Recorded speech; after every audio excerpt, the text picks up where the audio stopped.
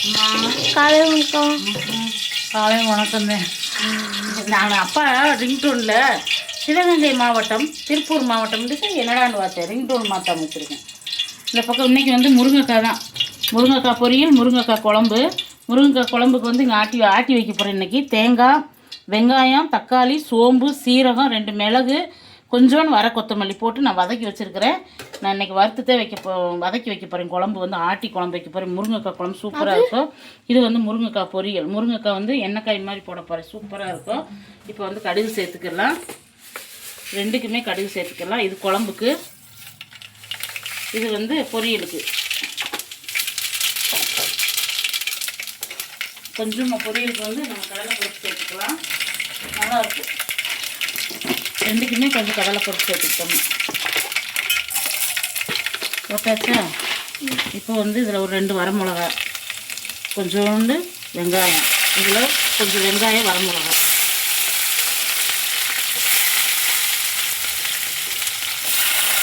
எப்படி இருக்கு? கை வலிக்குதுண்டு.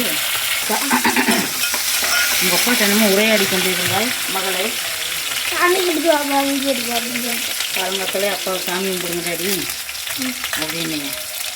இது வந்து கருவேப்பிலை. நல்லாயிருக்கும் இந்த பொரியல் பாரு. அம்மா அப்படி செய்கிறேன்னு பாரு. லீவுண்டாரா?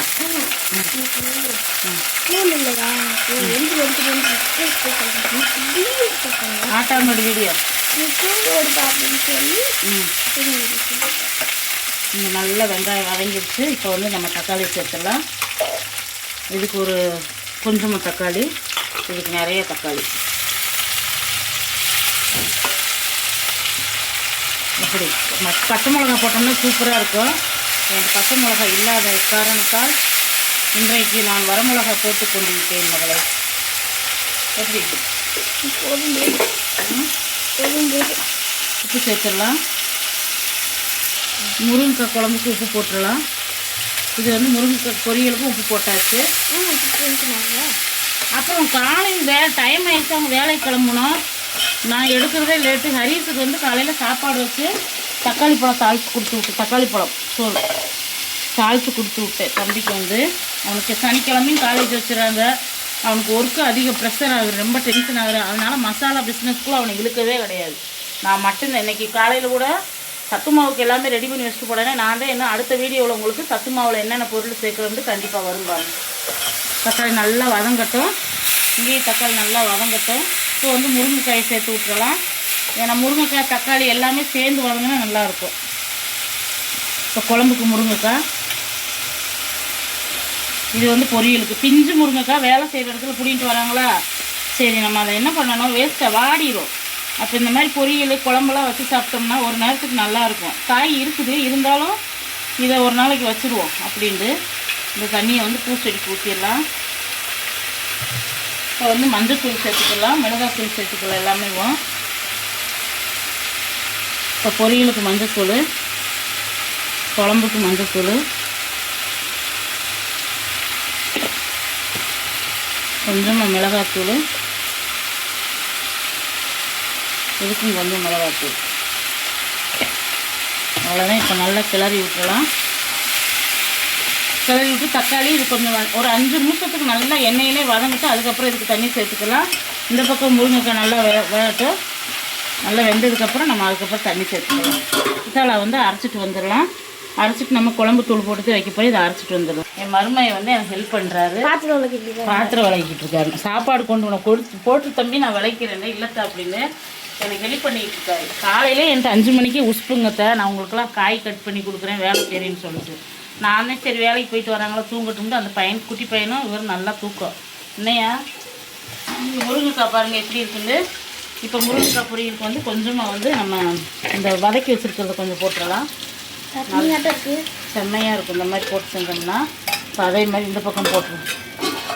குழம்புக்கு வந்து இப்போ நம்ம நல்லா வதங்கிடுச்சு காய். இந்த அளவுக்கு முருங்கைக்காய் வதங்கினதுக்கப்புறம் நம்ம அரைச்சி வச்சுருக்கிற தேங்காய் பேஸ்ட் ஊற்றிடலாம். ஊற்றிட்டு நல்லா வதங்கட்டும். பேச மாறிச்சாமி ஏதாவது குழம்புலாம் எப்படி இருக்குது? அத்தை குழம்புலாம் சூப்பராக இருக்கா? சரி இந்த மாதிரி வச்சா நல்லா குழம்பு வீட்டில் டேஸ்ட்டாக இருக்கும். உங்களுக்கு நல்லா இருக்கும். இதே நல்லா சாப்பிடுவாங்க அவங்க. பிள்ளைங்க நல்லா சாப்பிடுவாங்க இல்லையா? சரி நல்லா வதங்கட்டும். அதுக்கப்புறம் தண்ணி சேர்த்துக்கலாம்.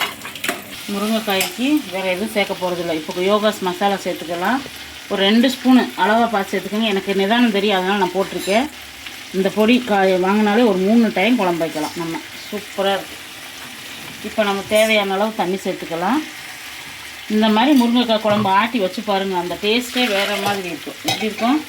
டேஸ்ட்டே வேறு லெவலில் இருக்கும். மாரிச்சாமி எப்படின்னு சொல்லும், அத்தை இந்த மாதிரி குழம்பு வச்சா எனக்கு ரொம்ப பிடிக்குது, உங்கள் குழம்புலாம் எனக்கு ரொம்ப பிடிக்குது, டேஸ்ட்டாக செய்கிறீங்க அப்படிங்குது. அதனால் உங்கள் காலில் விழுந்து மன்னிப்பு கேட்கின்றி மகளே. நல்லா இருக்குன்னு சொல்லு.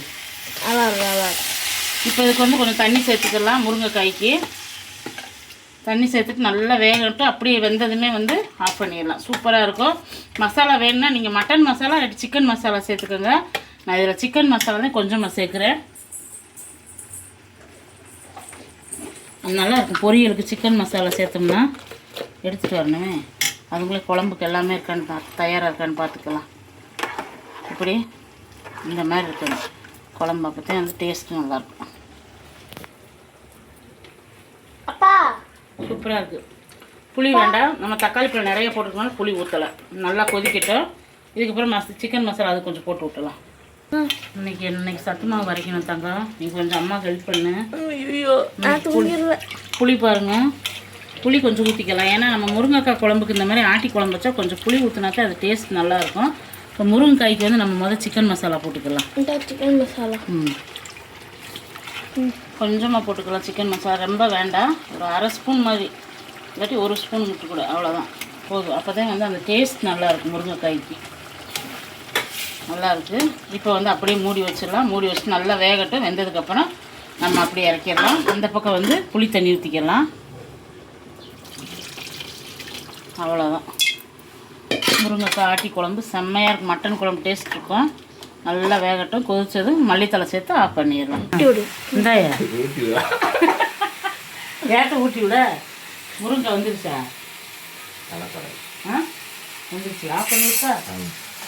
முருங்கைக்காய் பொரியல் ரெடி ஆயிடுச்சு ஃப்ரெண்ட்ஸ். சூப்பராக ரெடி ஆயிடுச்சு. எப்படி இருக்கு? தகதகன்னு இருக்கா? அப்படியே சாதத்தோட பெசன் சாப்பிட்டு சூப்பராக இருக்கும். இந்த பக்கம் வந்து குழம்பு ரெடி ஆயிடுச்சு. அவ்வளோதான். இதுக்கு மேலே ரொம்ப வத்த விடக்கூடாது. இந்த மாதிரி ஊற்றி சாப்பிட்டா தான் சூப்பராக இருக்கும். நல்லா மல்லித்தலை இருந்தால் மல்லித்தலை போட்டுக்கோங்க. செம்மையாக இருக்கும். குழம்பு வந்து இந்த மாதிரி ஆட்டி வைக்க நல்லா கொதிச்சு வத்திருச்சுன்னா பாருங்கள். எங்களுக்கு வந்து மதியத்துக்கும் காலைக்கு இந்த குழம்பு தான். அதனால் வந்து நான் இந்த மாதிரி பக்குவத்துலேயே ஆஃப் பண்ணிடுவேன். இதில் மல்லித்தலை சேர்த்துக்குங்க. செம்மையாக இருக்கும். அவ்வளோதான். நமக்கு முருங்கைக்காய் ஆட்டி குழம்பு வச்சு இன்றைக்கி முருங்கைக்காய் பொரியல், இங்கே சுட சுட சாப்பாடு.